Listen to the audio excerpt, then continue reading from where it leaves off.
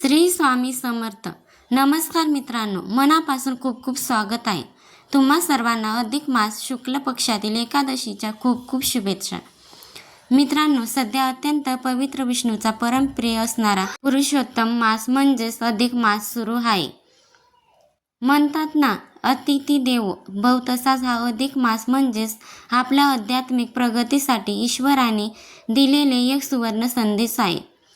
आणि ह्याच अधिक मासाच्या शुक्ल पक्षातील एकादशीबद्दल आज आपण अगदी सविस्तर, शास्त्रशुद्ध आणि सोप्या भाषेत बोलणार आहोत.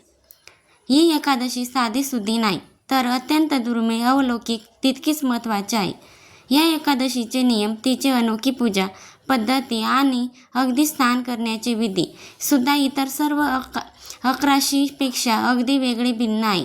आपल्या सनातन धर्मातील पुराणात असे स्पष्ट म्हटलं आहे की या अधिक मासाच्या एकादशीचे व्रत श्रद्धेने केल्याने मिळणार आहे पुण्य हे वर्षभरातील इतर एकादशीच्या तुलनेत शेकडो करोड पटीने अधिक असंत संसाराचे सर्व दुःख दारिद्र्य दूर करून अंतिम मोक्ष देणारी ही तिथी आहे. म्हणूनच आजच्या या विशेष भागात आज आपण पाहणार आहोत की या एकादशीची योग्य तिथी कोणती आहे, पूजेचा शुभ मुहूर्त कोणता, दशमीपासून कोणते नियम पाळायचे आहेत आणि आपल्या घरातील सुख, शांती आणि समृद्धी वाढवण्यासाठी नक्की कशी पूजा मांडणी करायची आहे. व्हिडिओ खूप महत्त्वपूर्ण होणार आहे, त्यामुळे तो शेवटपर्यंत नक्की पहा. आता तुमच्या मनात एकच प्रश्न नक्की आला असेल, कारण सध्या अनेकांमध्ये या तिथीवर मोठा संभ्रम आहे. सामान्यत लोकांना असे वाटते की ज्येष्ठ महिन्यात एकादशी झाले की पाठोपाठ निर्जला एकादशी येते. पण अनेक जण हे विचारतात की यंदा अधिक मास आहे. आणि एक गोष्ट नेहमी लक्षात ठेवा, निर्जला एकादशी कधीही अधिक मासात येत नाही.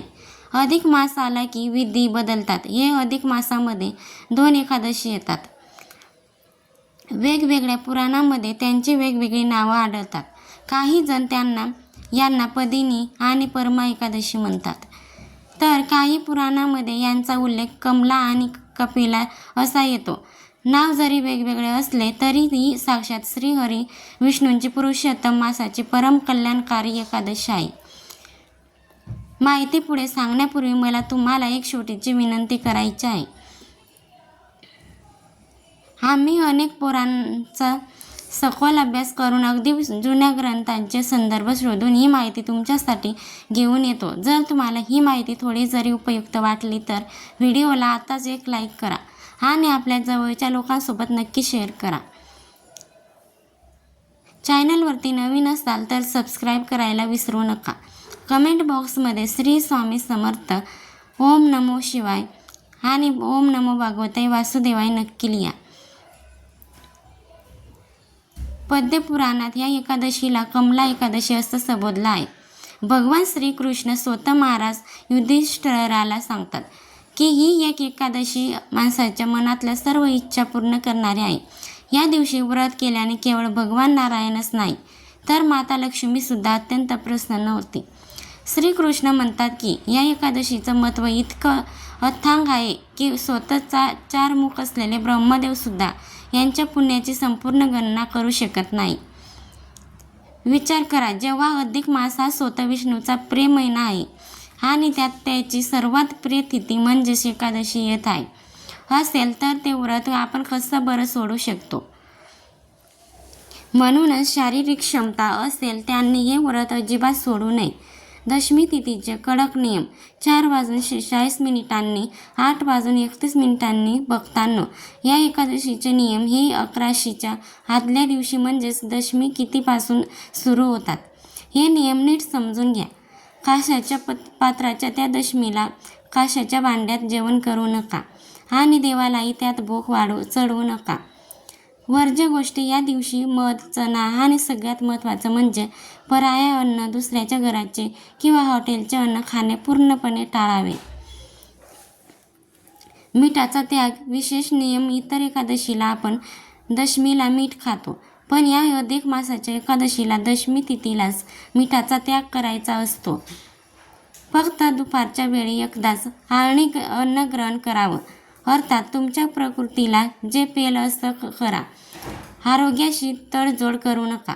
एकादशीच्या दिवशी सूर्योदयापूर्वी म्हणजेच ब्रह्ममुहूर्तावर उठावं. या दिवशी स्नान करून खूप विशेष आहे. शक्य असल्यास पवित्र नदीत किंवा जलाशयावर असणारा करावं. ते शक्य नसेल तर घरातच आंघोळीच्या बादलीत आधी 2 थेंब गंगाजल टाकावं आणि मग वरून पाणी भरावे. या एकादशीला स्नानासाठी तीळ आणि आवळ्याचा चूर्णाचा उपटन म्हणून वापर करावा. जर चूर्ण नसेल तर अख्खा आवळा पाण्यात टाकावा किंवा आपल्या घरातील तुळशी मातेच्या कुंडीतील थोडीशी माती अंगाला लावून स्नान करावे. स्नान करताना मनातल्या मनात हर हर गंगे किंवा ओम नमो भगवते वासुदेवाय या मंत्राचा अखंड जप करावा. स्नानानंतर सुवासिकांनी स्वच्छ वस्त्र परिधान करावेत. सुवासिनींनी महिलांनी पांढरे वस्त्र नेसू नयेत. त्यांनी आपल्या नेहमीचे सणावाराचे स्वच्छ वस्त्र परिधान करावे. कमला एकादशीची कथा तृतीयुगामध्ये महिषामती नगरीत कृतवीर्य नावाचा एक अत्यंत पराक्रमी आणि धर्माभिमानी राजा राज्य करत होता. राजाकडे सर्व काही होते, वैभव, संपत्ती आणि अथांग सैन्य, पण त्याला एकही संतान नव्हतं. अनेक वर्षे उपवास, दान, धर्म आणि पूजा अर्चा करूनही राजाला पुत्रप्राप्ती झाली नाही. पुत्रप्राप्ती व्हावी म्हणून राजाने शेवटी तपश्चर्या करायचा निर्णय घेतला. राजा आपल्या सर्व राणीसह जात त्यांची अत्यंत प्रिय आणि पतिव्रता राणी पद्मिनी, जी राजा हरिश्चंद्राची कन्या होती, ही सुद्धा त्या होती.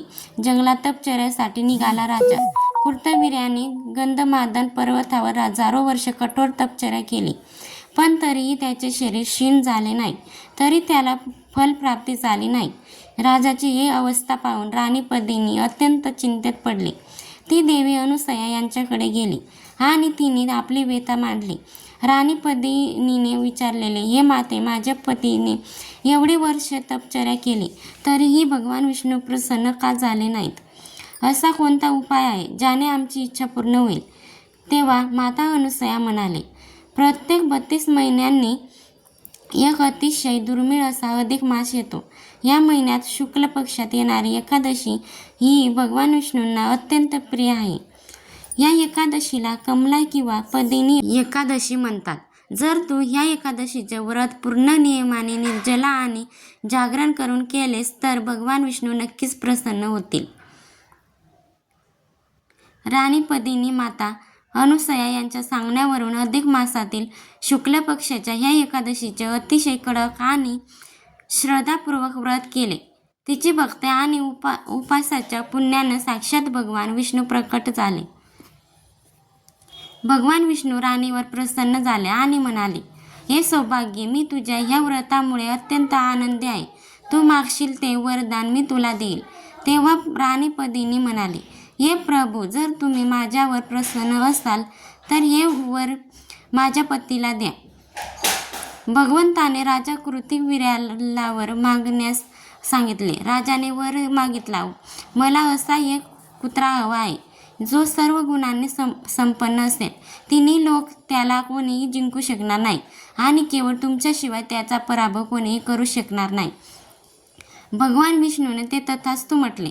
या व्रताच्या प्रभावाने राणी पद्मिनीला एक अतिशय पराक्रमी पुत्र झाला, ज्याचे नाव होते क्रांतवीर्य अर्जुन. हाच तो सहस्त्र अर्जुन होता, ज्याने आपल्या हजारो हाताच्या बळाने अत्यंत शक्तिशाली मानल्या जाणाऱ्या रावणाला सुद्धा युद्धात हरवून कैदेत टाकले होते. पूजा स्थापना विधी 11:54 सुरू होईल. समाप्ती 4:23. आता पाहूया पूजेची मांडणी कशी करायची जेणेकरून तुमची ऐनवेळी धावपळ होणार नाही. क्रमांक 1. कलश स्थापना. पूजेसाठी तांब्याचा किंवा मातीचा कलश वापरावा. स्टीलचा कलश वापरू नये, कारण स्टील हे लोहाचे रूप मानले जाते. हा प्रश्न नंतर दानात द्यायचा असल्याने मातीचा कलश उत्तम ठरेल. नंबर 2. चौकीची मांडणी. एका पाटावर किंवा चौरंगावर पिवळे वस्त्र घ्यावे. त्यावर थोडे गहू किंवा जव ठेवून त्यावर कलश स्थापित करावा. नंबर 3. कलश पूजन. कलशात थोडे गंगाजल आणि पाणी भरावे. त्यावर पंचफलन आणि पूर्ण पात्र ठेवून त्यावर भगवान विष्णूची मूर्ती किंवा प्रतिमा विराजमान करावी. नंबर 4. दिवा लावण्याचा नियम. देवाच्या समोर दिवा लावावा. शुद्ध तुपाचा दिवा असेल तर तो तुमच्या उजव्या हाताला आणि तेलाचा दिवा असेल तर तो डाव्या हाताला ठेवावा. या एकादशीला 4 प्रहारची विशेष पूजा सांगितली जाते. जर तुम्हाला त्या 4 प्रहारच्या वेगवेगळ्या पूजाविधीबद्दल माहिती हवी असेल तर कमेंट करून नक्की सांगा. व्रत कसे करावे. आपण रात्रीचे जागरण, दिवसभर मन शांत ठेवावं. कोणावरही रागवू नये. कोणाची निंदा करू नये. संध्याकाळी देवाच्या चरणाशी बसून भजन कीर्तन करावं. हे व्रत खरं तर निर्जला आणि निराहार करायचे असते.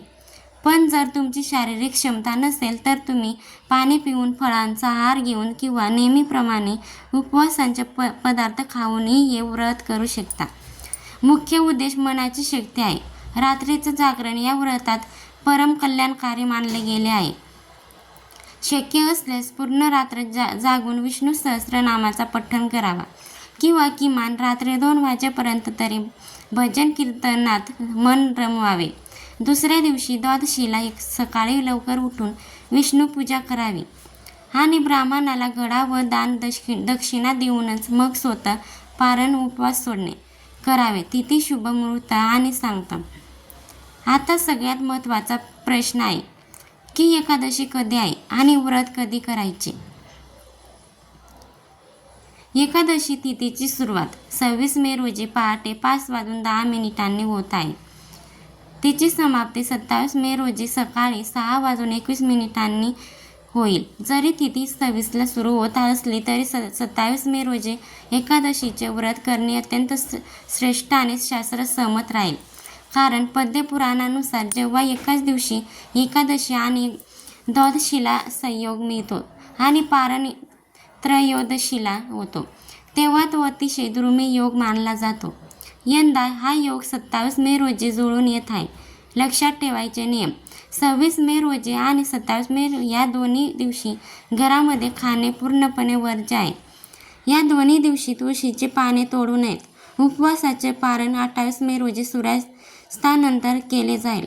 श्री स्वामी समर्थ. ओम नमो भगवते वासुदेवाय. धन्यवाद.